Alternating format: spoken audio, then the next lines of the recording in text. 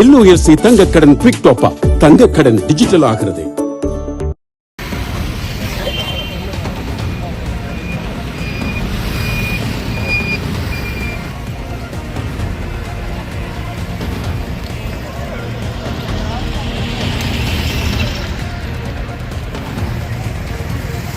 கௌரவ ஆளுநர் அவர்கள் வடக்கு மாகாணம், அரசாங்க அதிபர் அவர்கள் கிளிநொச்சி மாவட்டம், பிரதி ஆணையாளர் கமலா விருதுக்கான விசாரணை செய்ய கோரும் சமூகத்தின் மனு 25/2/2026 நடைபெற்ற கிளிநொச்சி மாவட்ட அபிவிருத்தி குழு கூட்டத்தில் பாராளுமன்ற உறுப்பினர் அர்ச்சுனா ராமநாதன் அவர்கள் மேற்படி எமது இரண்டமடுக்குள்ள கமக்கார அமைப்புகளின் சம்மேளனம் 2,54,50,949 ரூபாய் நிதி மோசடி செய்ததாக குற்றம் சாட்டியுள்ளதுடன் இதற்கான ஆதாரம் கோப்பா குழுவிலிருந்து பெற்றுக் கொண்டதாகவும் தெரிவித்துள்ளார்.